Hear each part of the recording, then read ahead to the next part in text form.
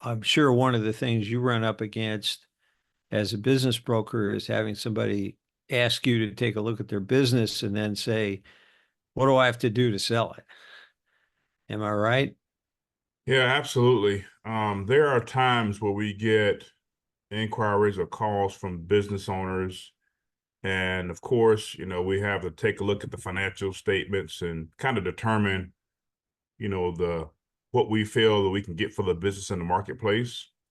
And we also do, I guess, what we call pre-due diligence, where we're looking at the business from a buyer's perspective and saying, okay, hey, what are the things that are going to be attractive to the buyer in this business? What are the things that may not be as attractive to the buyer in this business?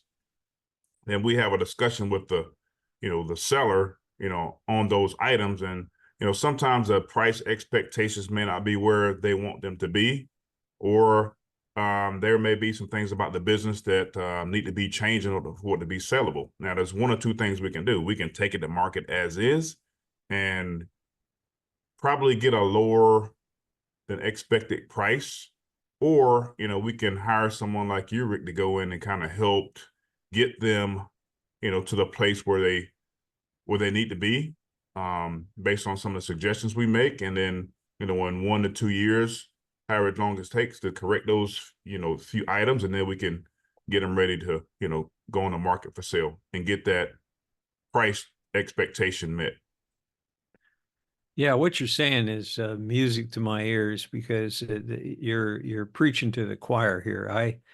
Uh, I'm commonly gone into businesses to discuss things with the owners, and often what the owners want to know is what's my business worth, or can I Mhm. realistically sell this business? And one of the things that you point out is that question is, what kind of a price do you want? Do you want the highest possible price for this business? If so, most of the time the business isn't ready yet.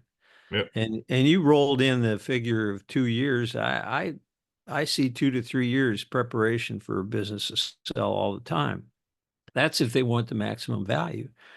And so I have written a great deal about what I call prior diligence. You Mhm. called it due diligence because that's what the buyers do. But I have a strategy of prior diligence, which I've written about on my Substack, which is Mhm. Rick Rebusel Substack.com. Mhm. And that's a strategy of trying to establish in planning and in action uh, the uh, the things that make a business more Right. valuable, the things Absolutely. that will get you the maximum price. And sometimes it just takes time. But what happens so frequently is that business owners will look at what's urgent. They have to make the Mhm. payroll. They Yep. got to get that delivery Absolutely. done, and they're not thinking about the strategy of how can I get the maximum value for the business. Right. And the people that are really successful are able to do both. They make Right. time to do what's important, not urgent. You're right. And I had a good friend of mine tell me once, Rick, that the only reason to start a business is to sell a business. So, and the Yeah. point he was trying to make was, you run it like you're gonna sell it, like you're gonna sell it. So all those things that make it attractive to the marketplace, and all those things that make it a true business instead of a job, are those things that you need to try to implement day one. Of course, starting off in the business, you have to grow into some of those things, but his point was you need to have a strategy going forward for allowing it to be a business instead of a job, and working on the business instead of in the business. So at any moment's time, if you get a phone call or someone wants to buy the business, it's already operating like a true business, because nobody wants to buy a job. If they want a job, they can go in the marketplace and find a job. When they're looking at the business, they want to buy a true business, an operating entity that's generating good cash flow, that has customers in place, where the owner's not the one doing all of the work.